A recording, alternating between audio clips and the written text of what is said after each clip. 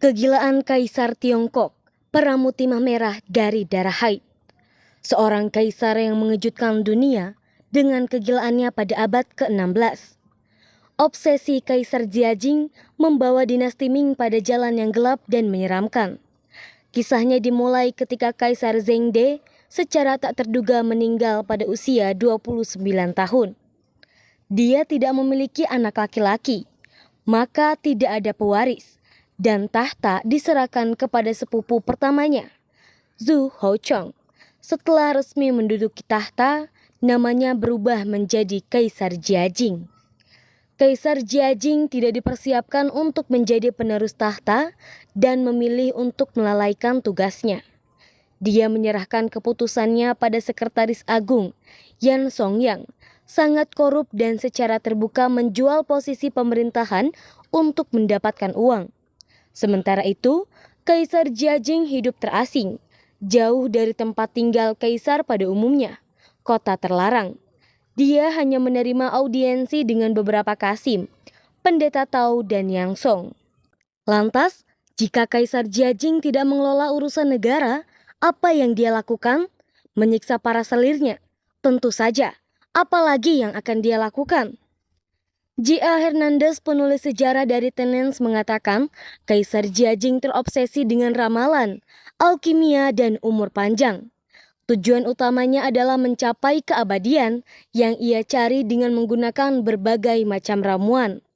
Salah satu ramuan paling terkenalnya adalah timah merah. Dengan bahasa utama yang diketahui, darah menstruasi para gadis. Kaisar Jiajing menahan gadis-gadis berusia sekitar 13 tahun. Mereka hanya diberi makan berupa daun murbei dan air hujan untuk memastikan kemurnian darah menstruasi mereka. Lebih parahnya lagi, setiap gadis yang jatuh sakit akan dipukuli atau terkadang dibuang. Sebagai bagian dari kehidupan sehari-hari para gadis, mereka bangun pagi-pagi sekali dan mengumpulkan embun dari pohon pisang di taman, membawanya ke Kaisar Jiajing untuk diminum. Salah satu cara lain untuk panjang umur. Banyak dari gadis-gadis itu jatuh sakit karena kedinginan dan dihukum karena sakit. Setelah 21 tahun menduduki tahta dan 200 gadis dipukuli hingga tewas, 16 selirnya menyusun rencana pembunuhan. Suatu malam, seperti biasanya, Kaisar berada di tempat tidur dengan selir kesayangannya, Permaisuri Duan. Namun di tengah malam, selir mundur bersama para pengawalnya. Kaisar ditinggalkan sendirian. Dalam kesempatan inilah, para selir melancarkan aksinya. Mereka menahan lengan dan kakinya agar tidak memberontak.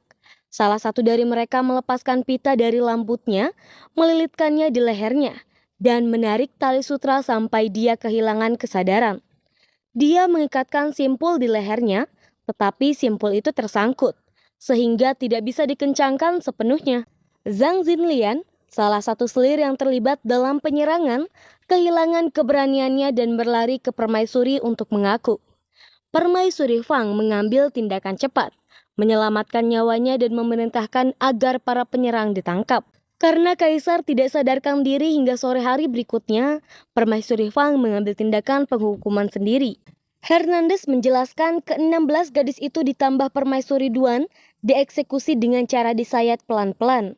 Mereka diikat di depan umum dan pisau digunakan untuk memotong bagian tubuh mereka secara perlahan sampai mereka mati. Jelas Hernandez. Beberapa catatan selama dinasti Ming menunjukkan bahwa jumlah sayatan yang dilakukan mungkin sekitar 3.000 sayatan selama 3 hari atau lebih. Selain gadis-gadis yang dibunuh dengan pisau, Permaisuri Fang memerintahkan 10 anggota keluarga dari mereka dipenggal dan 20 anggota keluarga lainnya diperbudak. Seluruh peristiwa ini dikenal sebagai konspirasi Lenin, yang juga dikenal sebagai Gong Nu Qi atau pemberontakan wanita istana. Pasca percobaan pembunuhan tersebut, dia memperketat pembatasan terhadap para gadisnya, membawa 300 gadis baru setelah Permaisuri Fang meninggal pada tahun 1547. Beberapa tahun kemudian, pada tahun 1552, ia menurunkan kriteria usia dan membawa 200 anak berusia 8 tahun.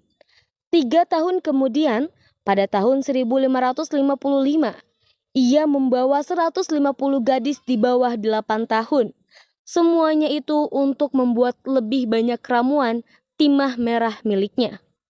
Perlu diketahui bahwa Permaisuri Pang tidak pernah berbagi ranjang dengan Kaisar Jiajing karena mereka bertemu saat dia berusia 15 tahun yang dianggap terlalu tua untuk membuat Kaisar tertarik padanya. Dia meninggal pada usia 31 tahun ketika Kaisar Jiajing menolak untuk memerintahkannya menyelamatkan diri dari kebakaran. Meskipun dia telah menyelamatkan nyawanya dari upaya pembunuhan, dia masih marah padanya karena telah mengeksekusi selir kesayangannya.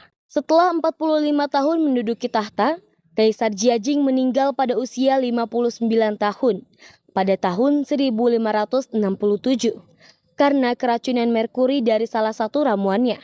Itu adalah masa pemerintahan terpanjang kedua selama dinasti Ming. Penasaran dengan info-info jejak peradaban lainnya? Jangan lupa like, comment, share, and subscribe.